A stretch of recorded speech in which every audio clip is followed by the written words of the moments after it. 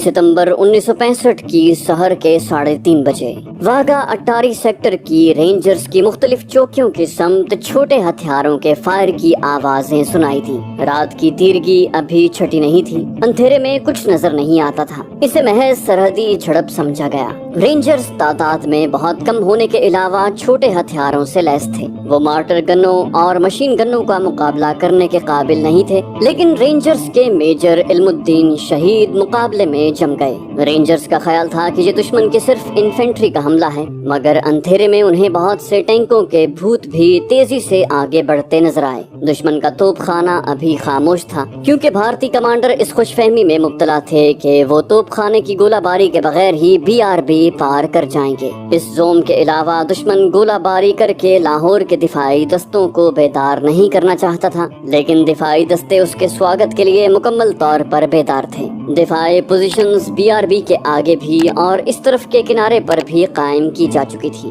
Rangers کے major علم الدین شہید نے ٹیلی فون پر لاہور ڈویژن کو اطلاع دے دی کہ دشمن کا حملہ شروع ہو چکا ہے اور رینجرز لڑ رہے ہیں۔ یہ میجر علم الدین شہید کی آخری آواز تھی جو دفاعی دستوں کے ہیڈ کوارٹر میں سنائی دی۔ اس کے بعد ٹیلی فون کے تار کٹ گئے، پھر اس کے نعرے دشمن کو سنائی دیے اور علم الدین بے جگری سے لڑتا ہوا وطن کی دہلیز پر قربان ہو گیا۔ وہ مشرقی پنجاب کا مہاجر تھا، اس کا خاندان گجر خان میں آباد ہے۔ حملے کی تصدیق پاک فوج کے وائرلیس دستوں نے بھی کر دی جو آگے متعین تھے۔ ادھر بھینی یعنی باٹا پور سے 2.5 میل شمال کے سامنے رینجرز کی سرحدی چوکی کی طرف سے گرینیڈوں اور چھوٹے ہتھیاروں کے فائر کی آوازیں سنائی دینے لگی۔ اتنے میں رینجرز کا ایک سپاہی پیچھے آیا اور اس نے بلوچ ریجمنٹ کو حملے کی اطلاع دی۔ تمام دفاعی دستوں نے رائفلوں کے سیفٹی کیچ آگے کر لیے، مشین گنوں پر میگزینیں اور پٹے چڑھا لیے۔ جوانوں نے نہایت تیزی سے خالی میگزینیں بھر لیں اور سب پر مارکے سے پہلے کی ہیجانی کیفیت طاری ہو گئی۔ ان کے وطن کا ازلی دشمن 18 برسوں کی پہم دھمکیوں کے بعد ان کا نام و نشان مٹانے کے لیے دندناتا چلا رہا تھا۔ پاک فوج کے ان جوانوں نے اس وقت تک صرف جنگی مشقیں کی تھیں جن میں انہیں مرنے اور زخمی ہونے کا کوئی خطرہ نہ تھا۔ انہوں نے چاند ماری کے بٹوں پر گتے کے ٹارگٹوں پر گولیاں چلائی تھی جہاں سے جوابی فائر کا کوئی ڈر نہ تھا۔ 6 ستمبر کی سحر تک وہ بھوسے سے بھری ہوئی کھڑی اور پڑی ڈمیوں پر اپنی بندوقوں کے بیونٹ یعنی سنگینے مارتے رہے تھے۔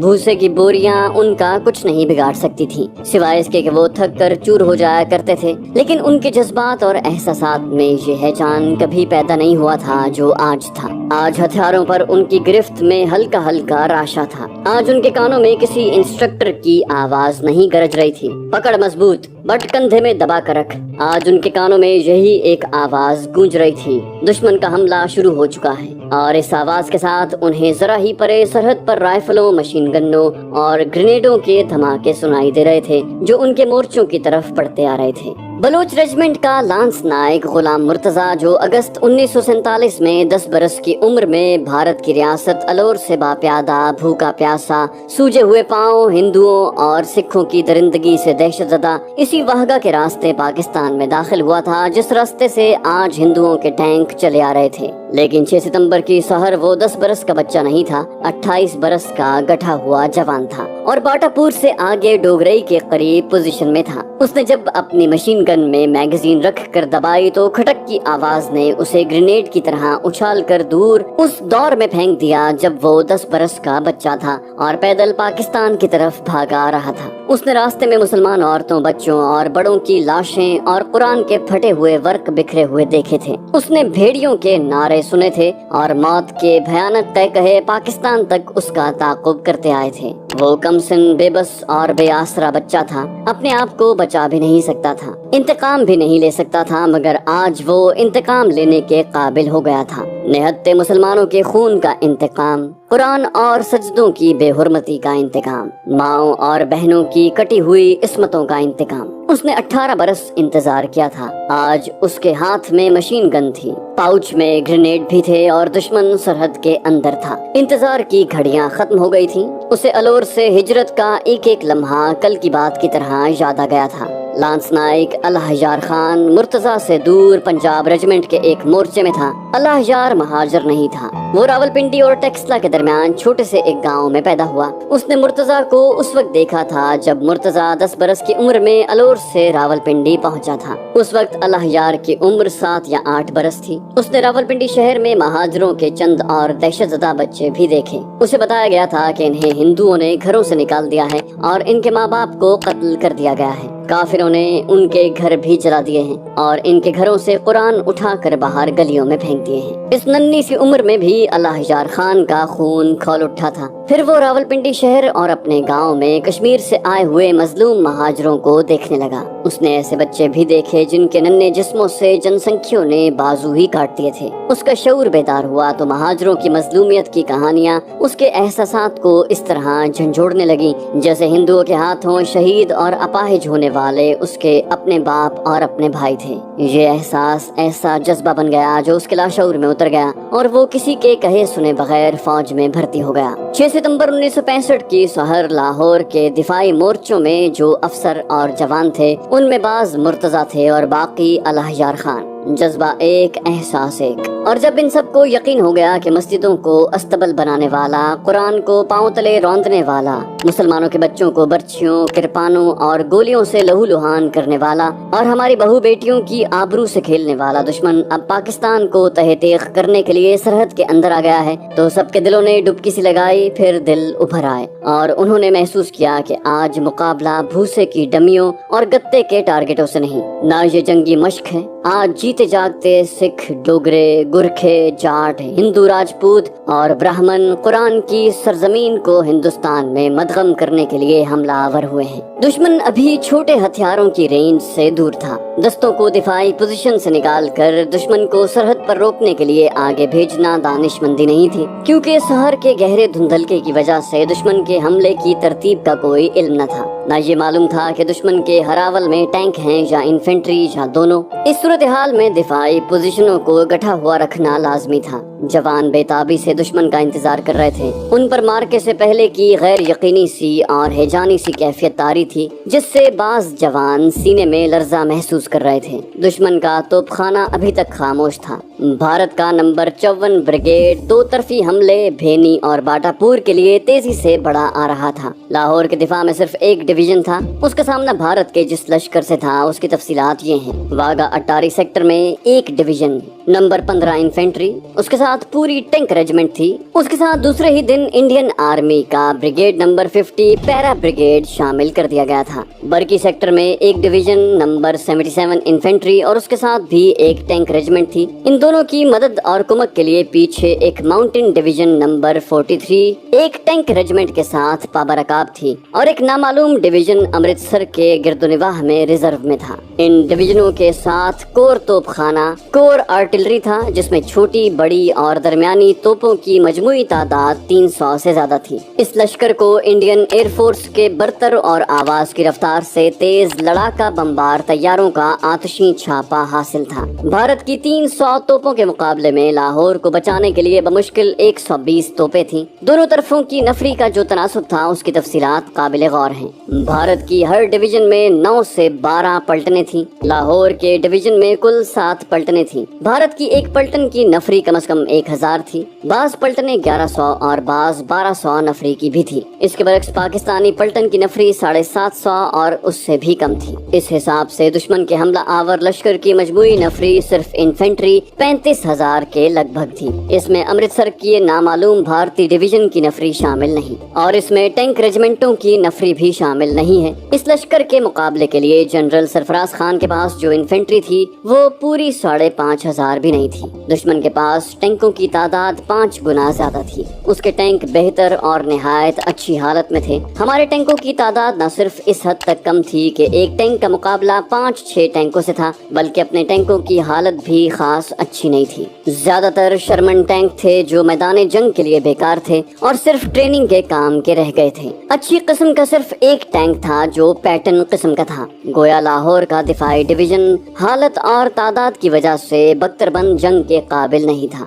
گو لاہور کے دفاعی دستے پوری طرح تیار تھے، لیکن دشمن حملے میں پہل کر کے جنگ کے بنیادی فوائد یعنی سرپرائز اینڈ انیشیٹو حاصل کر چکا تھا۔ یہ ایسے فوائد ہوتے ہیں کہ جو فریق حاصل کر لے وہ آدھی جنگ جیت جاتا ہے۔ لاہور کے دفاعی ڈویژن کے سامنے اب 3 کام تھے: دفاع میں لڑنا، دشمن کو روکنا اور اسے دونوں جنگی فوائد سے محروم کرنا۔ آخری کام سب سے زیادہ کٹھن تھا۔ دشمن ان فوائد کی بدولت میدان جنگ پر چھا چکا تھا۔ چونکہ میرے پیش نظر صرف 16 پنجاب ریجیمنٹ کی اے اور بی کمپنیاں ہیں، جنہوں نے BRB سے آگے، ڈوگرئی گاؤں سے بھی آگے، واگا روڈ کے 13ویں اور 14ویں سنگ میل کے درمیانی علاقے میں پوزیشنیں قائم کی تھی اور فائر بندی تک وہیں لڑتی رہی تھی، اس لیے میں باقی یونٹوں کا ذکر انتہائی مختصر کر کے ان 2 کمپنیوں کا تفصیلی ذکر کروں گا۔ حملے کے وقت ایک کمپنی میجر مبارک شہید کی زیر کمان بلوچ ریجیمنٹ کے ساتھ تھی۔ اس کی ایک پلاٹون اٹاری سے پار اور 2 BRB کے لاہور والے کنارے پر پوزیشن میں تھی۔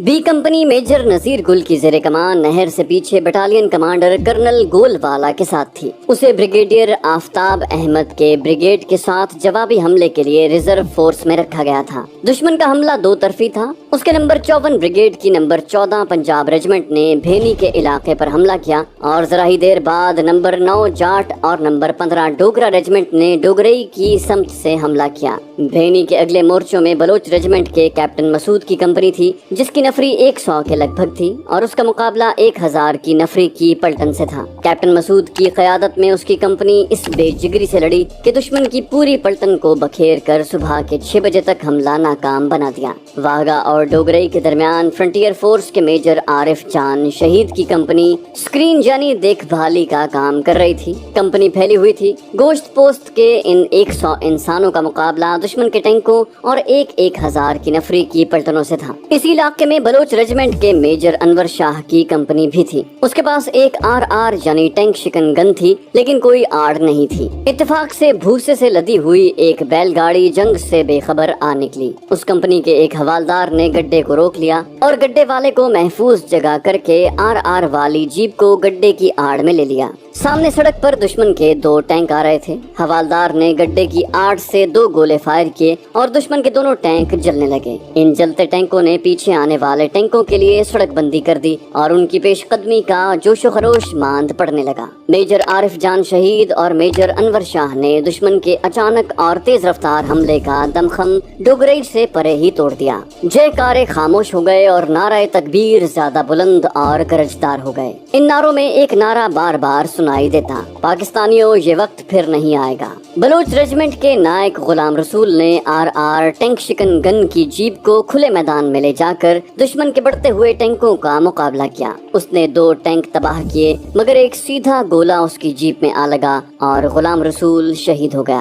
غلام رسول اپنی بٹالین کا پہلا شہید تھا، جس کی خون آلود لاش کو دیکھ کر اس کے ساتھی ایسے آگ بگولا ہوئے کہ مارکے کا رنگ ہی بدل گیا۔ شہید کے ساتھیوں پر لاہور کے دفاع کے ساتھ اپنے ساتھی کے خون کا بدلہ لینے کا جنون طاری تھا۔ ادھر میجر عارف جان لاہور کی دہلیز پر قربان ہو گئے۔ خدا نے ان کی جان کا نذرانہ قبول کر لیا۔ سورج طلوع ہونے تک ان شہیدوں اور مٹھی بھر غازیوں نے بھارتی کمانڈروں کے اس ارادے کو دیوانے کا خواب بنا ڈالا کہ وہ 9 بجے تک لاہور پر قابض ہو جائیں گے۔ ان 2 کمپنیوں نے دشمن کو اتنی دیر تک روکے رکھا کہ پچھلے دستوں نے پوزیشنیں اور مستحکم کر لی۔ صبح کے 4 بج رہے تھے۔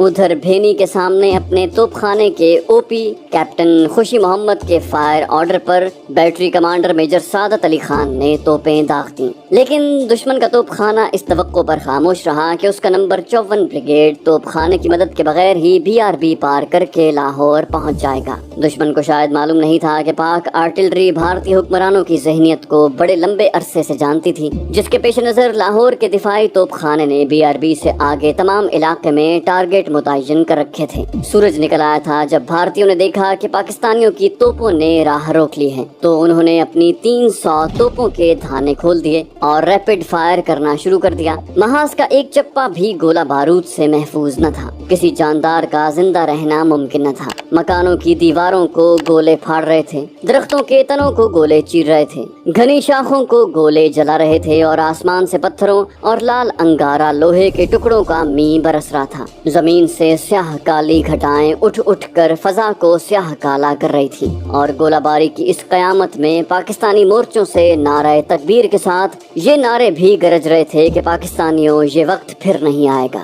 پاکستانیوں آج بے غیرت مت ہو جانا۔